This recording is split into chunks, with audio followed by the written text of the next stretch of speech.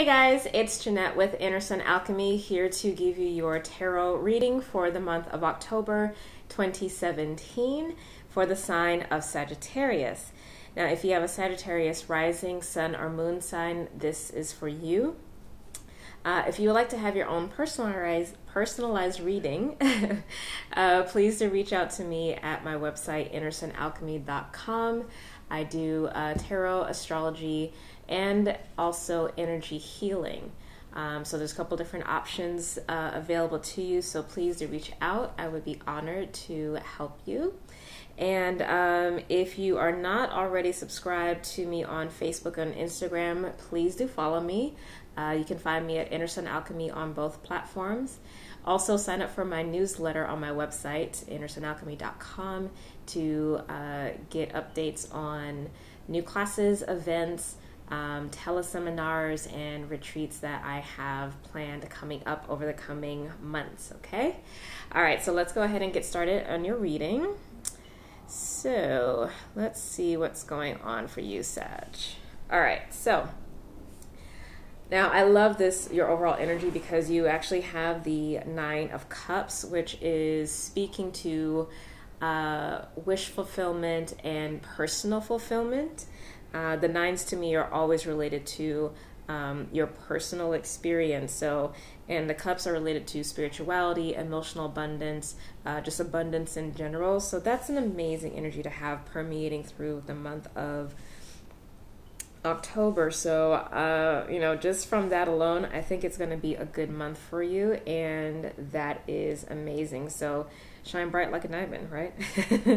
All right, so here in your first house, which is a house related to your sense of self and also how people are perceiving you, you have the King of Wands. So essentially, you're showing up as yourself in your reading. You are in your power, you feel in control, you are creative, you're expressive, you have vision and insight. So you are really feeling like you're on cloud nine. You are in your personal flow. So that is amazing. I'm happy to see that. I'm happy to see that you feel that way. And I'm also happy to see that that's the image that people are going to be seeing and recognizing you as. So kudos to you for being in your power. And that, like I said, again, that's a nice compliment to this Nine of Cups here.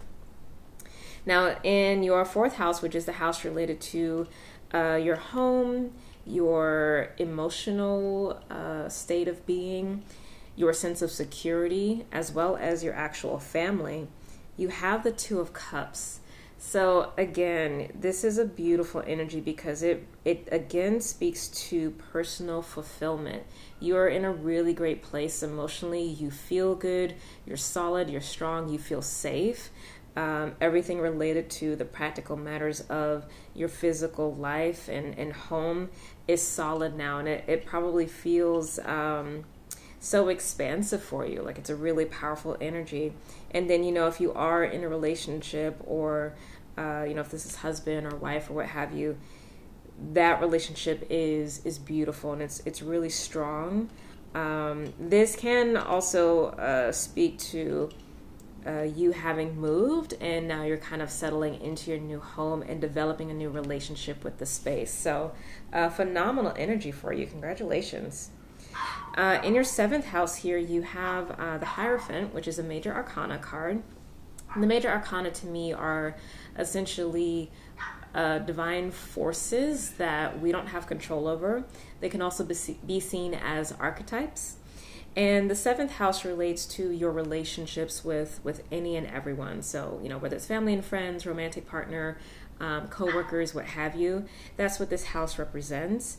And to have the Hierophant here, this card speaks to, a couple different things. It can speak to rigidity, of being kind of stuck in a particular way of operating. It's like, you see the world in a certain kind of way, and then that's just how you're going to operate moving forward. But this can also mean, especially with having this Two of Cups here in the fourth house, this can mean a marriage. Maybe this sense of emotional fulfillment is because you literally are taking vows with someone who's been ordained and are creating a new contract with them. And if it's not, romantic contract or marriage, it might be a new business partnership that starts up. A really close friend that you connect with, something like that. But it's a really powerful energy. My sense is that it is something positive as opposed to negative, given all the other energy. So that's beautiful. And if this is romance, again, kudos to you and congratulations if some of you are getting married or maybe just engaged. Maybe somebody proposes to you this month. Definitely let me know. I'd be curious to see what happens with that. Here in your 10th house, which is the house related to your career, your life purpose, and also the influence that you have in the world, you have the Hermit card, which again is another major arcana. The Hermit is a 9, and the 9, as I mentioned earlier, I do relate to your sense of power. And the Hermit speaks to specifically self-mastery and being your own guru. In the picture, he has a light that he carries. So this is an interesting card to have in your 10th house because since it is a solitary card, it may mean that you are starting a new business, or maybe you are elevated to a new position of management, and it's kind of more so you as opposed to a group of people that responsibilities fall on. This can also speak to choosing to take a different path in your career that taps into the knowledge that you already have. So maybe shifting from working from someone else to working for yourself and becoming some kind of consultant in your area or areas of expertise. And, in terms of the influence that you're having on others, because the Hermit essentially is the master, people will listen to you. People will think that you do have sage advice. So that bodes really, really well because it is an empowering. It's not necessarily an outwardly flashy card or expression of personal power. It is more, kind of self-contained. But that may mean, again, with all of this personal fulfillment that is happening, this may just be you feeling like you're in your power and not needing to do much more than what you're doing. All right, so here in the center, we actually end up getting up 2 cards. And the center here represents the 5th house. And the 5th house for me relates to, besides, creativity and entrepreneurship, it really does speak to me of your soul's drive and goals. And so you have here basically 2 paths that you can go down. You have the 10 of Wands and the 10 of Swords. Both 10s, both meaning that, a cycle has completed, so you're going to be starting something new moving forward.